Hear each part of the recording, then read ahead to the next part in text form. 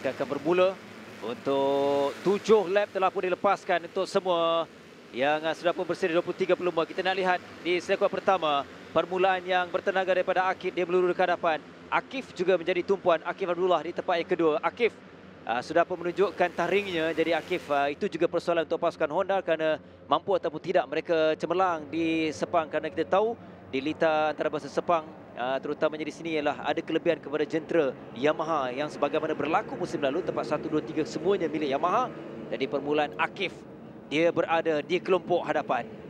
Muhammad Akif Abdullah yang memenangi 2 perlumbaan pertama pada edisi yang lalu. Ini dia akan cuba untuk mengulangi apa yang dilakukan pada musim lalu. Tetapi perhatikan kepada satu kelompok besar di antara pelumba-pelumba ini untuk mereka melengkapkan lap yang pertama. Jadi persaingan yang sememangnya akan terbuka dalam melengkapkan 7 lap kesemuanya, di mana di hadapan di kelompok hadapan ini dengan kedudukan yang agak rapat antara pelumba-pelumba ini. Faris, apakah di hadapan itu kita akan dapatkan pengesahan nanti. Tetapi untuk center yang pertama masa terbatas adalah Ryan Kardani dengan 40.114 saat. Tapi lebih penting kita akan melihat kedudukan pelumba-pelumba ini selepas mereka melengkapkan pusingan pertama. Juara bertahan Faris Putra Muhammad Fadil dari petak yang ke-6. Dia pantas untuk naik ke tempat yang pertama. Ryan Kardani di kedudukan yang kedua. Akif jatuh di kedudukan yang ketiga.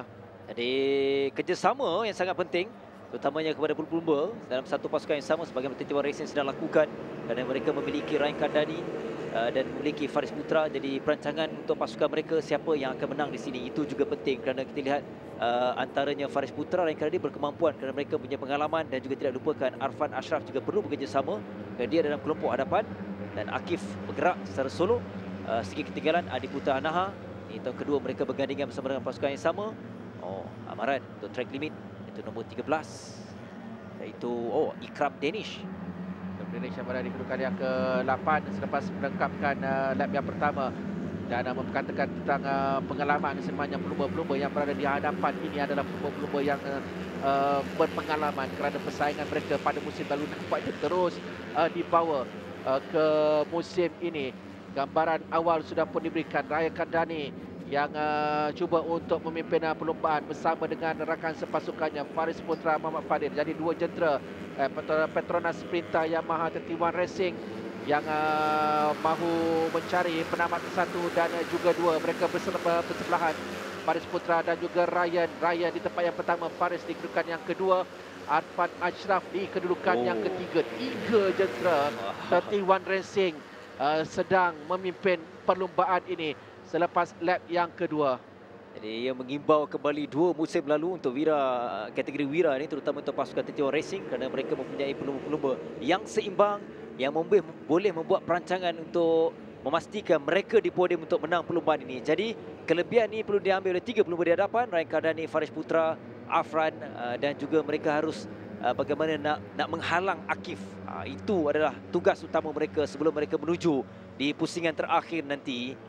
Namun kalau kita melihat Izzuan, dalam situasi ini ialah masih berpeluang kerana kumpulan kedua sudah pun sampai, tak terlalu jauh, menjadikan satu kumpulan yang besar.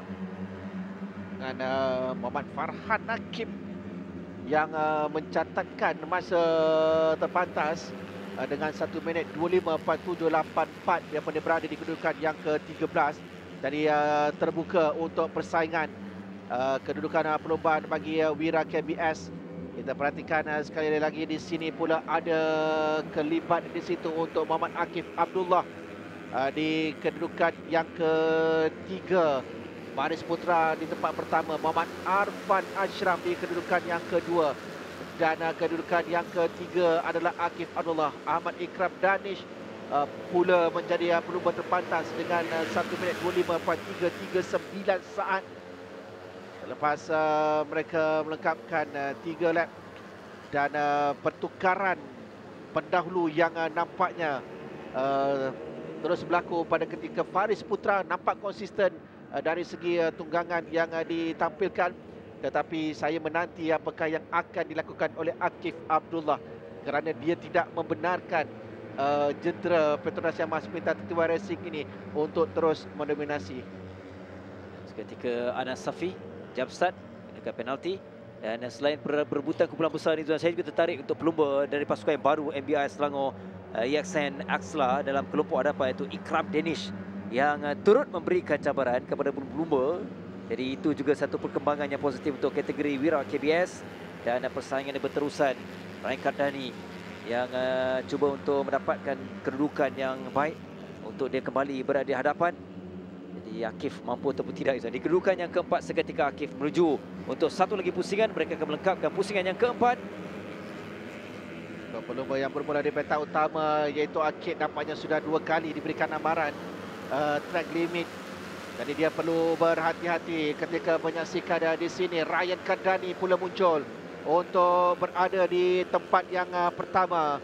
Masih lagi penguasaan bagi Tetiwa Racing apabila 3 pelumba mereka berada di hadapan. Namun kita perhatikan ada kelibat pelumba-pelumba lain. Irfan Danish, Adi Putra Anaha juga tidak mahu ketinggalan untuk memberikan saingan dalam 3 lap yang terakhir ini. Apa sahaja yang boleh berlaku sebenarnya. Sedikit kelekaan akan menyaksikan kedudukan itu hilang untuk mereka. Akid berada di hadapan Akif Abdullah. Jadi kita tidak menyebut, oh ini seorang pelumba yang terpaksa. Oh inilah Nakib Rifki. Nakib sayang pelumba bersama pasukan baru RS Megatech Racing Team yang mengalami masalah jentera. Itu juga cabaran untuknya.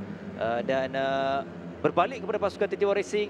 Sekarang ini yang menarik, pelumba keempat mereka dalam kelompok hadapan, Adam Shazril. Sekarang ini menambah satu lagi tenaga, menambah satu lagi untuk pelumba untuk menutup ruang untuk penguasaan mereka di penghujung nanti. Itu yang semakin menarik untuk kita lihat menuju 3 pusingan terakhir. Jadi apakah yang akan dilakukan oleh 4 pelumba Tetiwa Racing ini untuk memastikan kelompok 3 teratas ini akan dapat dipertahankan? Apakah ada pelumba yang mampu menyelip di antara mereka dengan 2 pelumba di bahagian hadapan? Pada ketika Faris Putra Muhammad Fadil kembali untuk berada di depan, diikuti di situ oleh Ryan Kardani. Dan ada kelibat Muhammad Akid Memasyah Keronisiam yang muncul semula untuk tidak terlalu jauh ditinggalkan. Jadi persaingan yang nampaknya semakin menarik dalam memastikan kelompok ataupun tempat 1, 2 dan juga 3. Kita melihat itu Muhammad Arsyafiq Amirul yang turut berada dalam kelompok hadapan ini. Mereka menarik antara satu sama lain untuk memastikan kedudukan ini tidak akan berpecah. Kerana semakin menghampiri ke penghujung perlombaan. Kita nampak kerjasama pasukan sangat penting. Adi Putra Anaha juga sudah sampai berkata dengan Akif. Mereka perlukan kerjasama. Begitu juga dengan pelumba Yamaha Simo 37 Racing yang mana kerjasama di antara Akid Shah dan juga Al-Syafiq. Kita lihat seketika mereka bersama. Dan begitu juga apatah lagi dengan kelompok hadapan yang memang dikuasai oleh Faris Putra dan juga Rai Kardani. Jadi itu menuju lap yang terakhir nanti, Zuan, semakin mendebarkan untuk kita melihat siapa yang akan menamatkan di podium nanti. Kita lihat berdekatan Adi Putra dan juga Akif Abdullah juga berada di hadapan ketika ini. Masih lagi dikuasai oleh Ryan dan juga Faris Putra untuk mereka menuju ke lap yang terakhir. 1 dan juga 2 kedudukan semasa bagi 31 Racing. 2 pelumba mereka dan jentera 7 berada di situ. Muhammad Akif Mashah cuba masuk di bahagian dalam untuk naik ke tempat yang kedua, memasuki seleko yang pertama. Jadi ada tindakan yang dilakukan oleh pelumba jentera 17 Akid Muhammad Shah yang bermula di petak pertama, tetapi masih lagi 2 pelumba untuk Tetiwa Racing di tempat yang pertama. Amaran yang terakhir, Azlan, untuk Akid Shah. Jadi mungkin itu akan mengganggu konsentrasinya. Dan yang paling penting ialah kerjasama Ryan Kardani. Dia memudahkan dan meletakkan. Kita lihat mereka kembali dalam 3 kelompok di hadapan, iaitu Ryan Kardani, Faris Putra. Mereka menutup ruang untuk Faris terus keluar dan juga cuba meninggalkan pencabar jauh. Tapi ini satu yang menarik kerana mereka menghampiri separuh untuk menamatkan di pusingan terakhir, yang mana mahu kekalkan Faris Putra untuk menang di sini. Oh, sayang Ada jentera yang gagal untuk menamakan perlumbaan Nuzul Adi Maksudin yang berada di kedudukan yang ke-13 sementara tadi. Tetapi di sini untuk menuju ke seleku yang terakhir, 3 jentera bagi 31 Racing.